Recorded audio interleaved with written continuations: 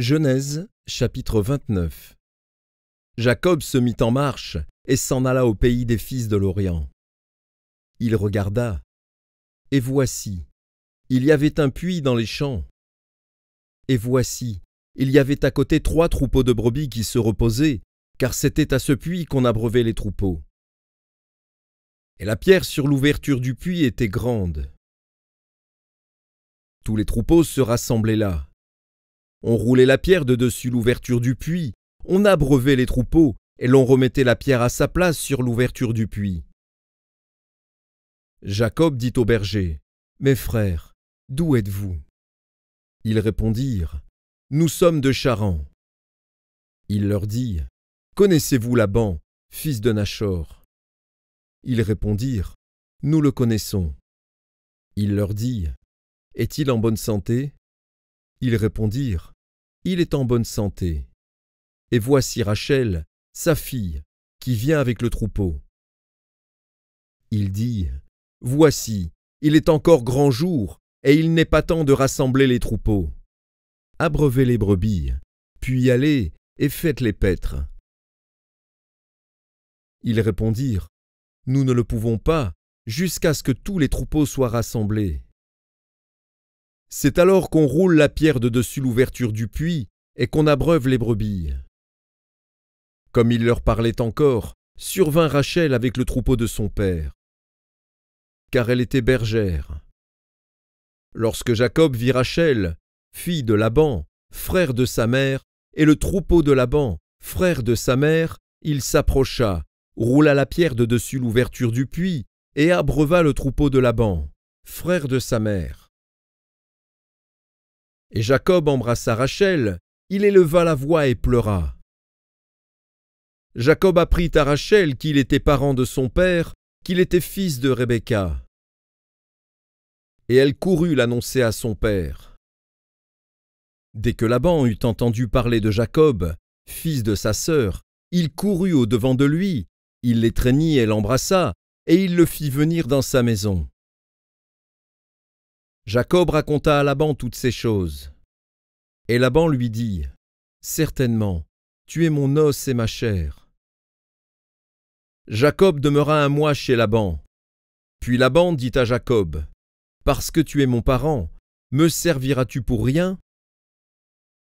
Dis-moi quel sera ton salaire. » Or, Laban avait 2 filles. L'aînée s'appelait Léa et la cadette Rachel.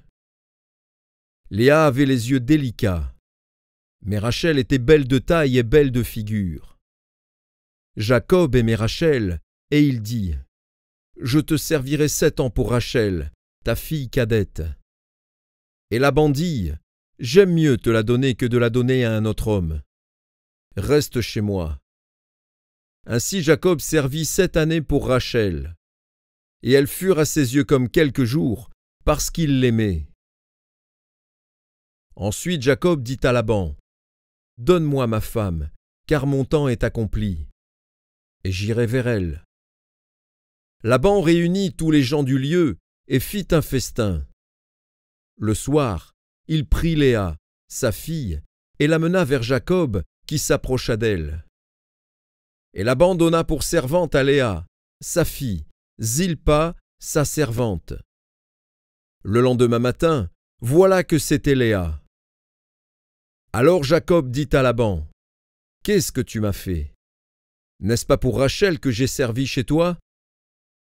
Pourquoi m'as-tu trompé? » Laban dit, « Ce n'est point la coutume dans ce lieu de donner la cadette avant l'aînée.